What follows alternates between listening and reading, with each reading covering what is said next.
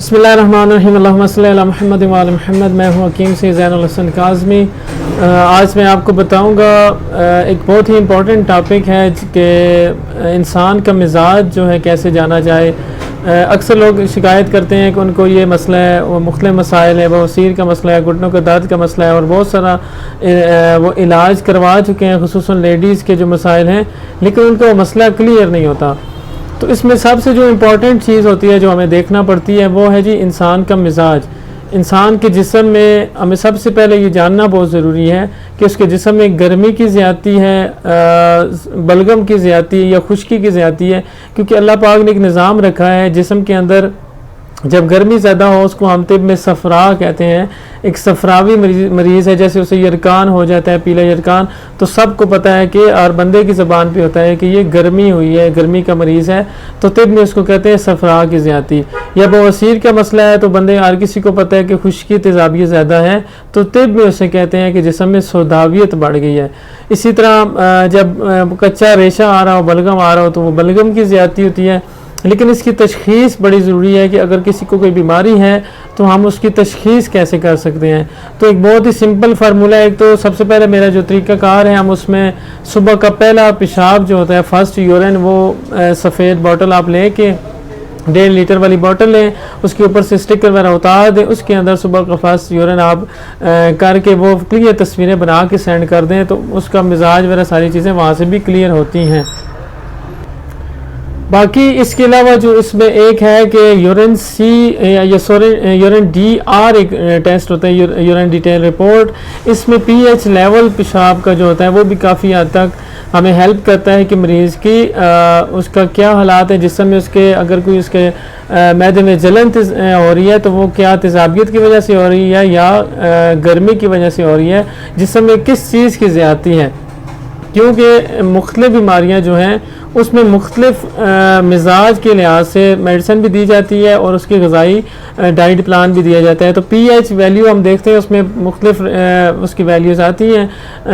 مردوں کی عموماً عام روٹین میں پی ایچ 6 آ رہی ہوتی ہے جو تیزابیت ایسیڈیٹی کو شو کر رہی ہوتی ہے۔ تو یہ urine D R report simple ایک ٹیسٹ ہے، وہ آپ کرا کے مجھے سینڈ کر سکتے ہیں تو میں آپ کو بتا سکتا ہوں، اور صبح کا فرسٹ یورین ساتھ سینڈ کریں تو میں آپ کو بتا سکتا ہوں کہ آپ کے جسم میں کس چیز کی زیادتی ہے، کس وجہ سے آپ کا یہ مسئلہ ہو رہا ہے۔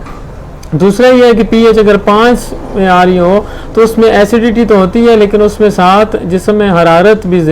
کی زیادتی ہوتی ہے، جسم میں گرمی کی وجہ سے مسائل آ رہے ہوتے ہیں۔ تو اس طرح پی ایچ 7 ہو جائے، 7 سے اوپر ہو جائے تو یورین جو ہے وہ الکلائن ہو جاتا ہے، بلغمی مزاج اس میں ہو جاتا ہے، جو کہ بہت کم ہوتا ہے عام روٹین میں، کیونکہ ہماری غذائیں اس طرح کی ہیں، ہم زیادہ تر گرم خشک اور اس طرح کی چیزیں کھا رہے ہوتے ہیں، تو زیادہ تر پی ایچ یا 6 آتی ہے یا 5.5 یا 6.5 اس طرح کی روٹین میں آ رہی ہوتی ہے۔ تو سب سے بہترین حل ہے، اگر دنیا کا آپ مہنگا سے مہنگا نسخہ، مہنگی سے مہنگی دوائی آپ کسی کو دے دیں، لیکن آپ کو جب تک اس کے مزاج کا نہیں پتا کہ مریض کو اگر معدے میں جلن ہو رہی ہے، تو آپ یہاں پہ سمجھنے کی یہ ضرورت ہے کہ اللہ پاک نے ایک معدے کے لیے ایک اجوائن نہیں پیدا کی، سونف بھی پیدا کی ہے، ادرک بھی استعمال ہوتی ہے، کالی مرچ استعمال ہوتی ہے، سفید زیرہ استعمال ہوتا ہے، کالی مرچ استعمال ہوتی ہے، یعنی ایک معدے کے لیے مختلف بیماریاں استعمال۔ تو یہ اللہ پاک کا ایک نظام تھا کہ اللہ نے صرف ایک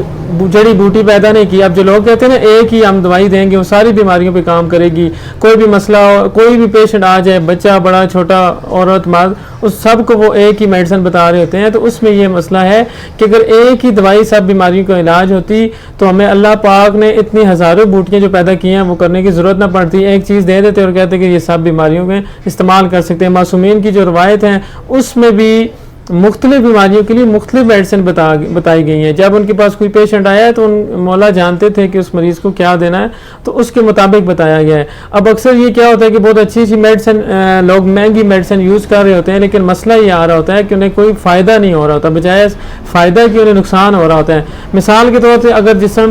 کسی کے جسم میں صفرا کی زیادتی ہے، حرارت کی زیادتی ہے، تو آپ اسے گرم دوائی نہیں دے سکتے، ٹھیک ہے۔ آپ کو یہ دیکھنا پڑے گا کہ گرمی کا علاج ہمیشہ سے سردی ہے، ٹھنڈی دوائی ہے۔ جیسے پیلے یرکان والے مریض کو آپ اجوائن نہیں دیتے، آپ اس کو سونف اور سبز الائچی دیتے ہیں۔ ٹھنڈی اگر اس معدے کا مسئلہ آ رہا ہو تو املی یا بخارا وغیرہ دیتے ہیں، بھگو کے پینے کے لیے ٹھنڈی دوائی دیتے ہیں۔ اسی طرح کسی کا بی پی لو ہو رہا ہو تو پھر آپ وہاں پہ اسے لسی یا سبز الائچی اور ٹھنڈی چیزیں نہیں دیتے، وہاں پہ اس کو آپ دودھ پتی یا گرم دوائی یا گرم مختلف انجیکشن وغیرہ ایسی چیزیں دی جاتی ہیں کہ اس کا بی پی